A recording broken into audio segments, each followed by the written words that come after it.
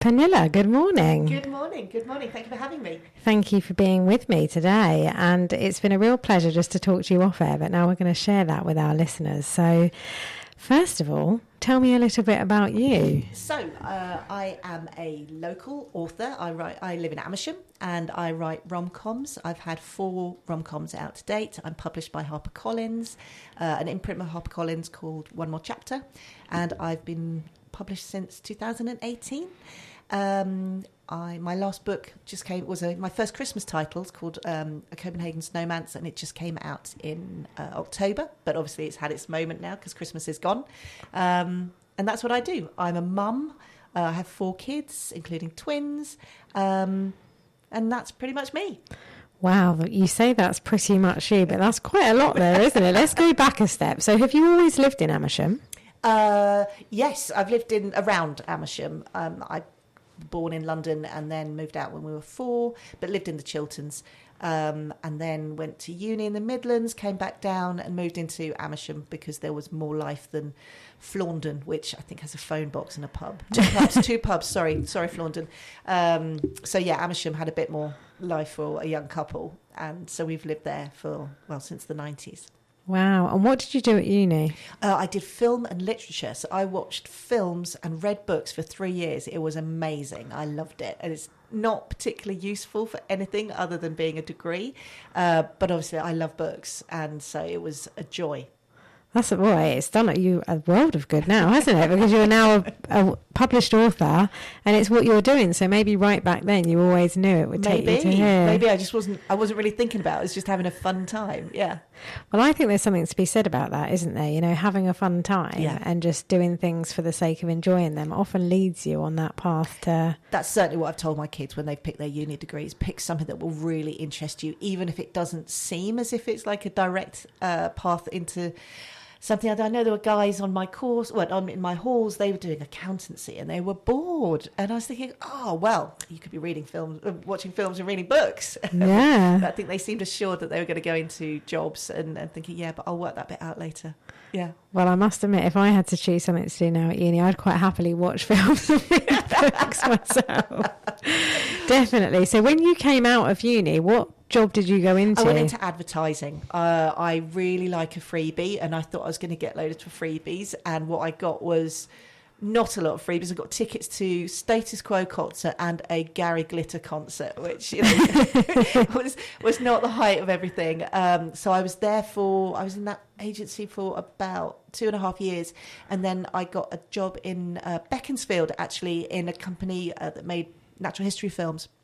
And I worked in their marketing. Well, I was their marketing department, and then I was there for a little bit, and then I met a lady who was one of the directors at Ragdoll, who made Teletubbies at Pinewood, and I just said, "Can I have a job?" Because I love what they do, and I just had seen Anne Wood, the company founder, talking at a conference, and I thought she was amazing. She was an amazing woman, and I said, if there's any jobs going at your company, I'd like to work for you. And they said, well, yeah, get right. And so within a week I got a job there, which meant living in the actual Teletubby land for 6 months as I was PA to the co-creator. And then from there, I moved down to Pinewood and worked in the international sales department, which was more my kind of thing. And so I was being Cannes twice a year, selling programs, but just working in the most amazing company, in the most amazing place, back to films, and just the creativity there was fantastic. And so I kind of thought, maybe one day I think I might have a children's book in me. That's amazing, isn't it? Can I just ask now, was this pre-children, or did you just have a love for the Teletubbies in general? Well, it wasn't even Teletubbies, it was the company. I'd just seen her talking. I thought she was a really inspirational woman, and I like being in television, so that seemed like a happy move. I didn't have children at that time. I had my first child within about a year of starting at Ragdoll, and then 3 years later had another child, but within that time, just being around programs for children, the love that went into those programs, all the research that went in. They wanted absolute best program for little Yeah. kids. Teletubbies was so enriched with science of speech therapy, and really any work they did got tested on kids, and if it wasn't working for the kids, it got binned. So much money invested. It was just a wonderful time for a company. It was really, really for the kids. Yeah. That's amazing, isn't it? Because I think as people that just watch these programs, and I've got children that watch the Teletubbies, you don't really think of the back history of all the things that actually go into the production of making these things, available in front of our eyes. Absolutely. And there was so much criticism at the time about dumbing down, but actually, if you look into it, then everything was set with the principles of speech therapy going through, and it was, and often I've been at weddings and there were parents sounding off about it, and I'm going, have you watched it with a 2-year-old? Well, no. Well, you're not target market. Watch it with a 2-year-old, then come back to me and talk, and you will see the joy, the absolute joy in these little kids' faces as they watch this program that has purely been made for them. Yeah. And I think that's what it's about, isn't it? Because so often in life we're putting our own experience or judging certain things. And, I've got 2 girls, and my elder daughter particularly was right in that key point and she absolutely loved it. And as a parent, I got, some time to get some housework done. I was like, this is great. Yeah, and it instilled the little kids with so much confidence. It made them laugh. Kids that laugh or smile feel better about themselves, and they can then try things, feel more confident when they succeed. And why wouldn't you want little kids to be happy? It's that. That's exactly it. So how wonderful. So you went through your becoming a mum time working for Ragdoll. Yeah, I did. Lovely. And you've got 4 children. Well, yeah, because then I went off on maternity leave to have my second child, and during that maternity leave I found myself pregnant again with twins. So I really had to go back and said, I can't afford to come back to work. I can't have the childcare.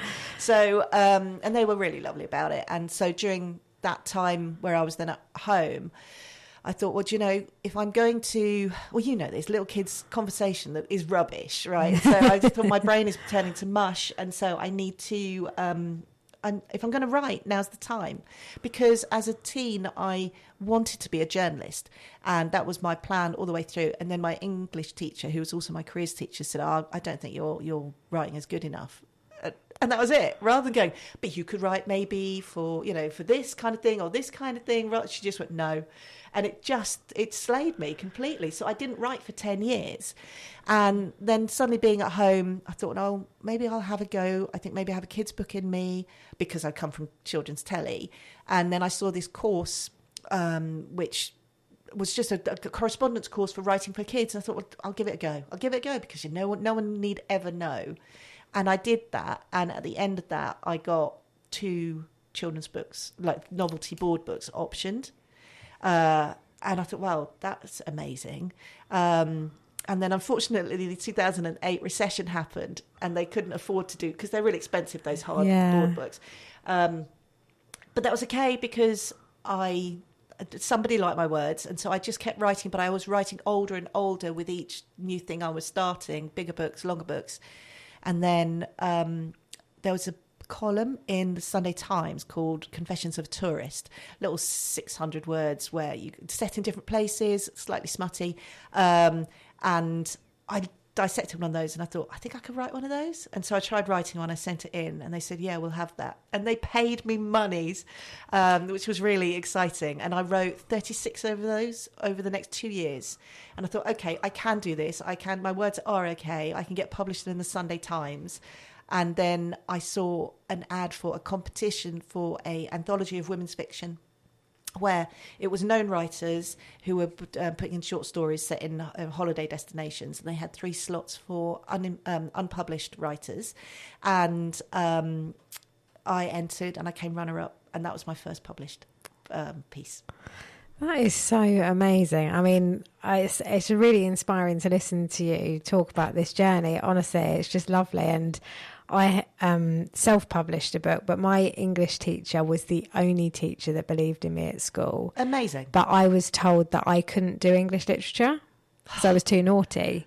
And I was going through a challenging time at school with different things going on in my family, but they wouldn't let me take literature as a subject because I was too naughty. That is nuts.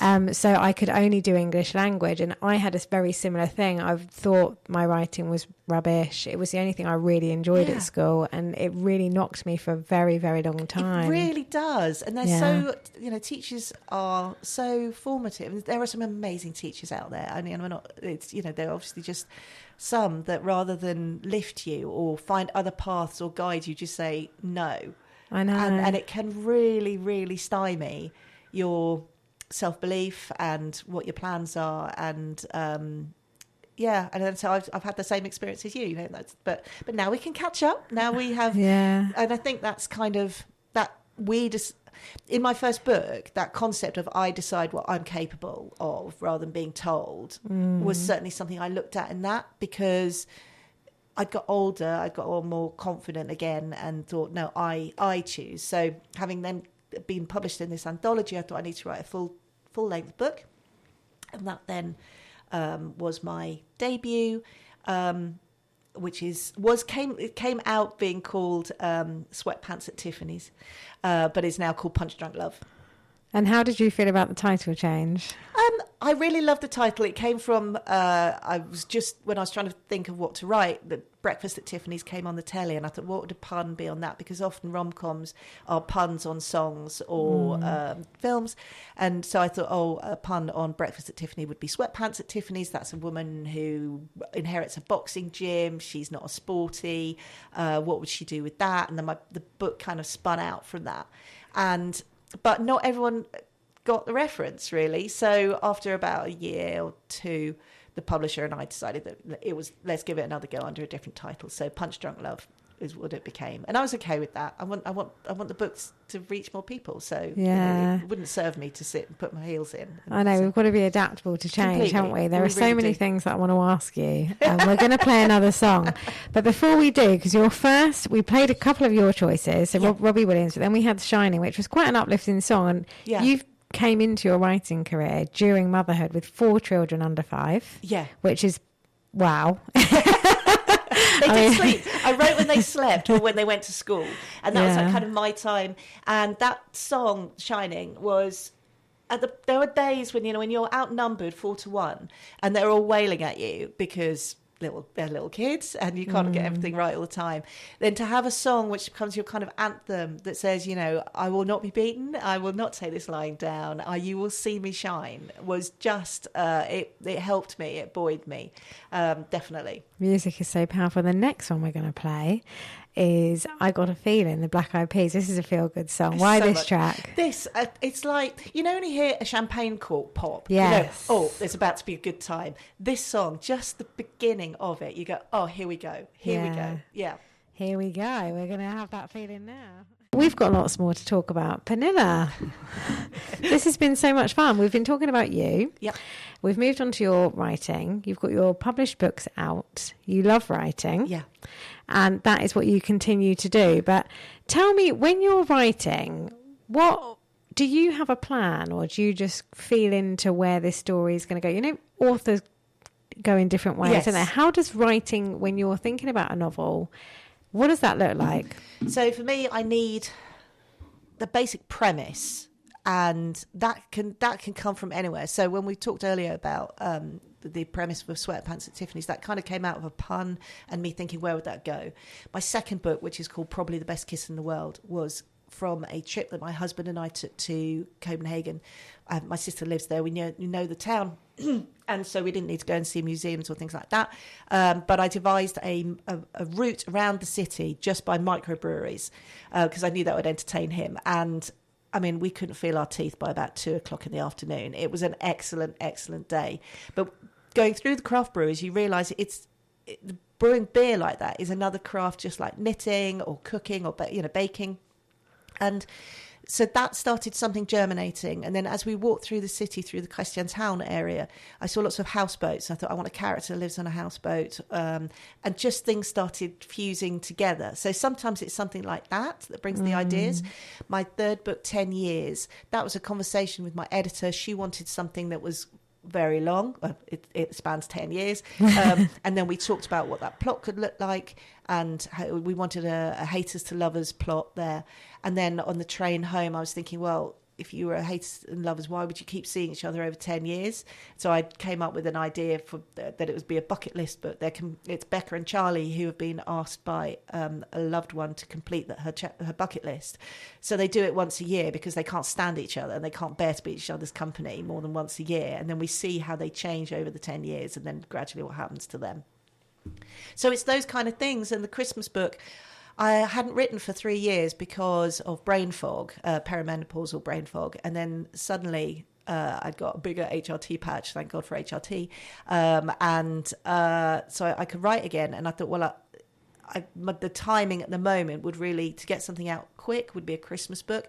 I'd like to set in Copenhagen again. I'd like to share what a Danish Christmas is like, what that could look like. I love Copenhagen, and to share the joy of that. So that book just kind of came out quite quickly, really, because I had deadlines to meet for a Christmas novel.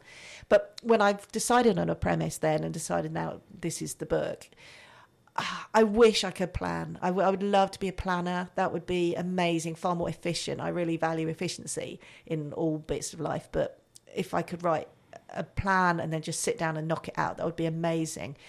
Other writers are what we call pantsers, flying by the seat of your pants. So you kind of wade in and you see where the story takes you. I think I'm more hybrid.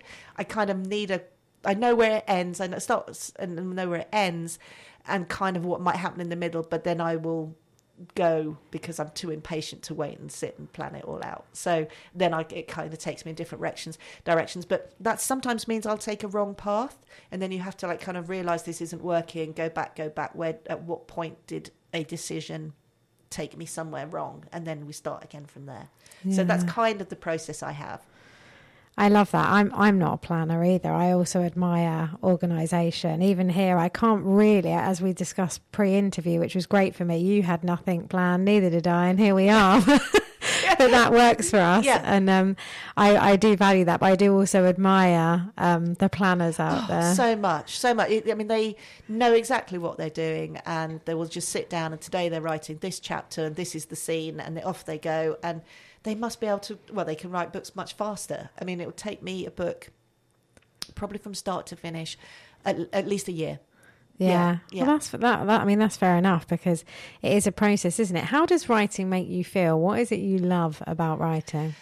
I think I've been telling myself stories in my head since I was a really little girl. And so when I'm really in the zone, sitting at my laptop and just can lose an hour just by just writing. I start with dialogue mainly because I hear the voices, but it's the conversation I hear, and especially if you're writing something like enemies to lovers, a good row, you just go for it. The keyboard is really getting rattled, and there's just a real pleasure in spinning out those voices in your head onto the page, and sometimes they go in directions that you do not expect. Suddenly a character will say something that actually makes me gasp because it's so out of line or rude, and I think this is ridiculous because it does come from my head. I must have thought it, but I did not know they were going to say that. And that's really when you're properly in the zone.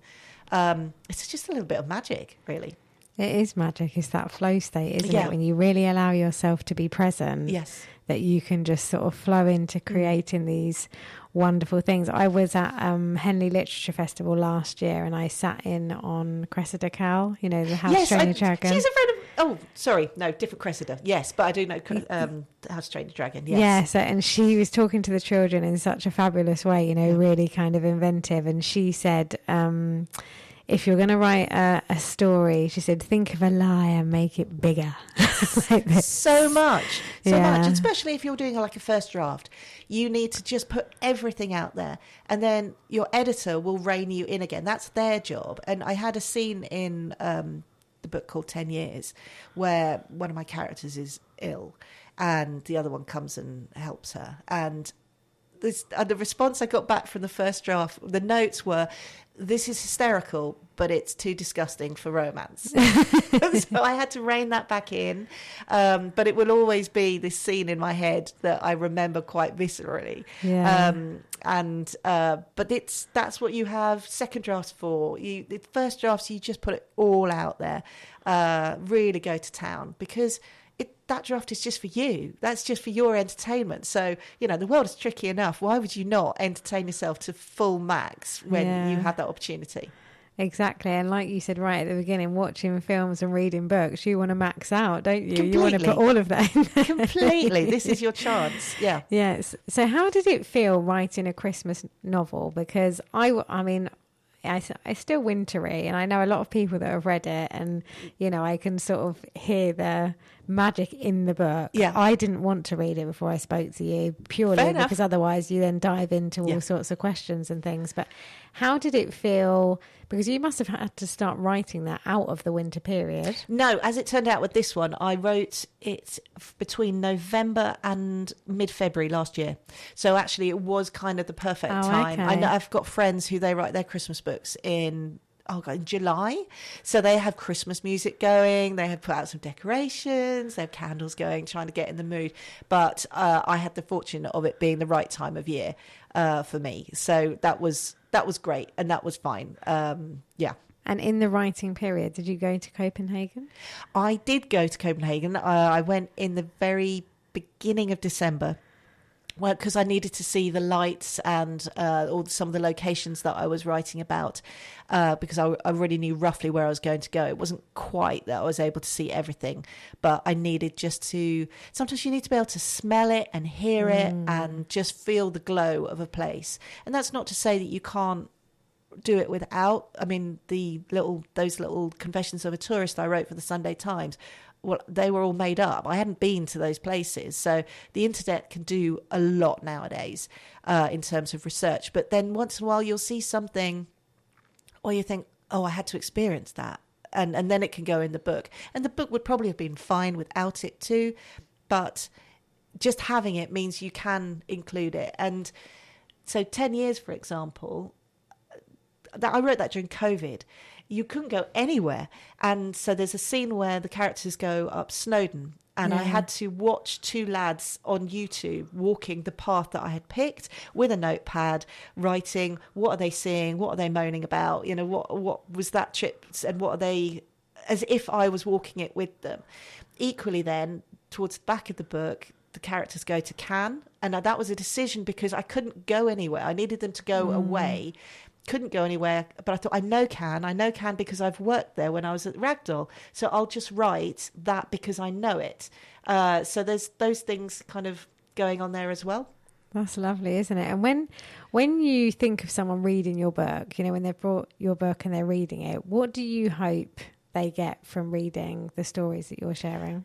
Oh, I write funny books, so I want them to think it's funny. God, that's the worst criticism. If someone says this wasn't funny at all, that just makes me die inside. But no, if they found it funny and if they are happy at the end, I write happy kissing books. That's basically my brand. And so if they've had 9 hours of just enjoyment, that is key for me, and that they found it amusing. Friends say, oh, it's funny, I can hear you, I can hear your voice. Well, that's also useful. Well, that's useful. That's great, because an editor could give like 4 different people the same premise. They would write completely different books, but it'd still be the same story. What I bring to a book is my voice and my take on things, and where I extract the humour. If people can hear me, I love that. I think that is absolutely key, what you've just said there, because there are millions of authors, there are millions of people, there are millions of creatives, teachers, journalists, writers, you name it, there's loads of them. And quite often people get put off taking that next step or following their dream because we're so consumed with what other people are doing. Absolutely. But we've all independently got our own voice, yes, like you said, and there is a place for everyone, Absolutely. Yeah. I've had my editor say that. She said, look, don't worry about the story so much. I pay you for your voice. And I've spoken to people who want to write, but they just say, oh, I'd be really worried that I really like this author, and I'd be really worried that I'd start writing in their voice. And you go, no, you can't. You couldn't sustain 90,000 words in Lee Child's voice. You just couldn't do it. Yeah. And if you did, it would be so lackluster. You have to just lean into. And I think I've found this with my later books. I know where I write now. I'm happy with how I write. I lean into it more. And I think that's something you learn with time. I think it is. That actually, this is you. This is your voice. Go with it. This is what people buy your books for. Yeah, 100%. I mean, a chapter of the self-published book, because mine's non-fiction, but Finding Yourself, was called Lean In. Yes. And I think so often I don't know where we're actually trying to go when we're younger. I mean, the older I get, I really value just being myself as the biggest gift. Yes. And I try and share this with my children and anyone, but we run for so long from what? I'm not quite sure. No, and I think that phrase, you do you, you can see it in two ways, can't you? That it's saying to other people, you get on with your own stuff and don't let it affect me, that's fine. But equally, within yourself, you is good enough, you are enough, and, lean into that, exactly like you've said in your book. It's okay. And but I think in those, formative years, in your 20s as well, where you're just keeping, as a new adult, you're just trying to keep your head above water. You very much follow lanes that other people put on you or that seem safe, and, paths that parents or teachers have placed you on. And actually later you learn more skills, you learn what you're more capable of, things that make your heart sing. And then you gradually have the confidence, hopefully, to follow those paths that are your own paths, and that make you happy. Yeah, and it can be scary, but it's necessary. Oh, completely. That, I think, who was it? Michelle Obama, she wrote a book called The Light We Carry, and that really resonated with me. She writes that we need to walk the line of discomfort in order to feel more capable at the end. And I try to tell my kids that there are days when the thing that you don't want to do, you are pushing back against, you avoid it, you do all sorts of other things because you are avoiding this thing that really makes you uncomfortable. But once you've done it, you'll look back and probably go, oh, that wasn't as hard as I thought. But also, I could do that. And then you gain a confidence, don't you? It's Definitely. Really those things. Wow, this is so, honestly, everything you were saying, yes. We're going to play Snow Patrol, and then we're going to come back and wrap up our conversation because the time has absolutely flown. Is there a reason for chasing cars? I just think it's the most beautiful sentiments, there's such a tenderness in this song, in the way it's performed and just the emotions. And I think this is me being a complete romantic sap, and just I love romance. I think it's such a wonderful genre. It's the most best-selling genre, but it's so poo-pooed out there because it's a woman's thing. But I think this song is just gorgeous. We're going to listen to that. I mean, love and humour. I can't wait to read your book. They're the two best things love and laugh. Why would you not want that? Why would you not? Exactly. Yeah. I'm in the studio with Pernille Hughes, and we've been having such a great conversation. We've only got about 5 minutes to go before we play you out with ABBA.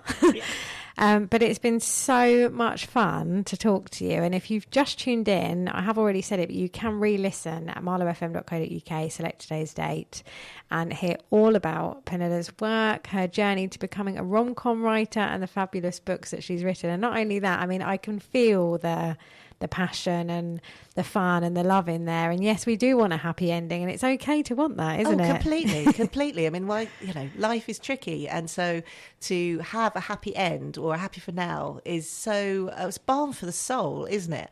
I think we were just discussing that, during tricky times in the world, then romance sales and crime sales go up. Romance because you get that happy end, which is kind of life affirming, and also with crime because justice is served.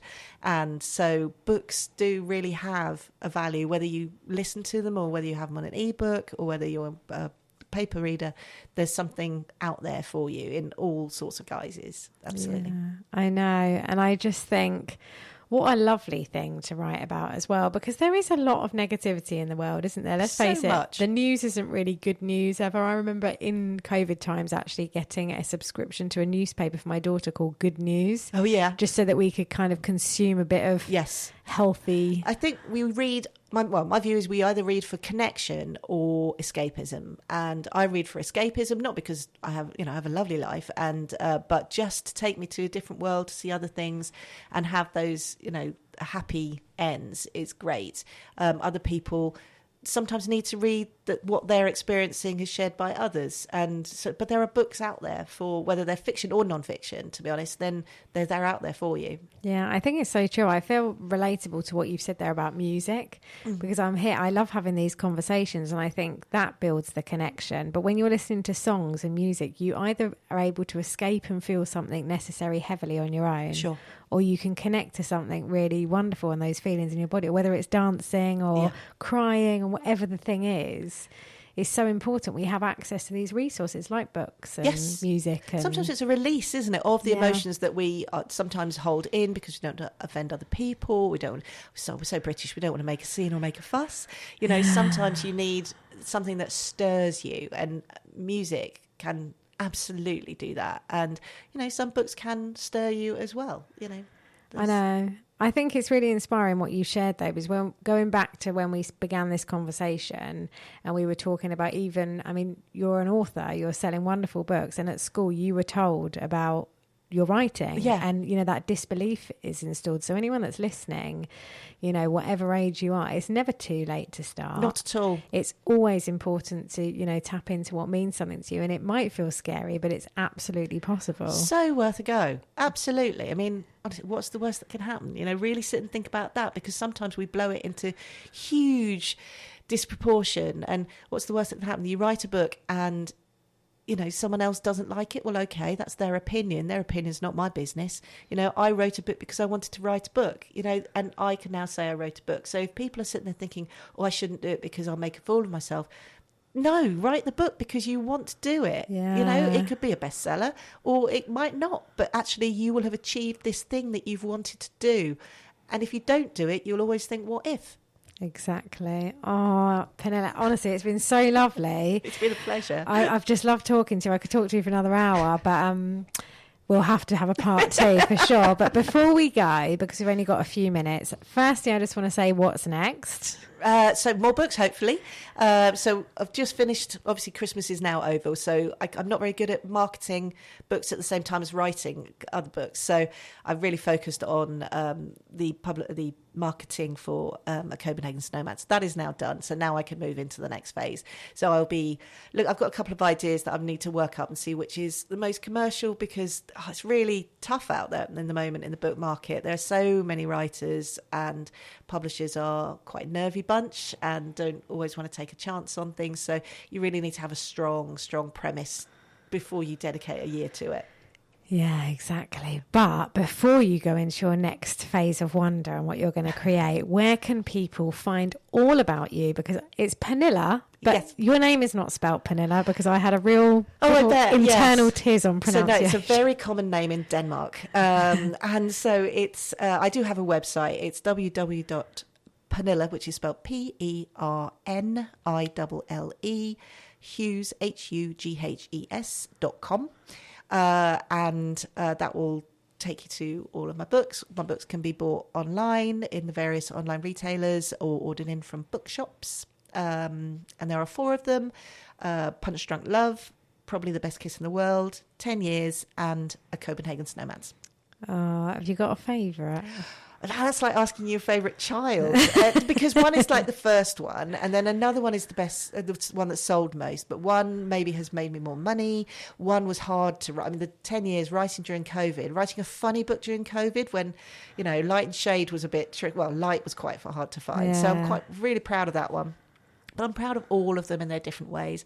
And obviously with Copenhagen Snowman's, I did not know whether I'd write again, because I just couldn't make decisions with the brain fog. And so the fact that exists is just a joy to me. So all of them, I love all of them.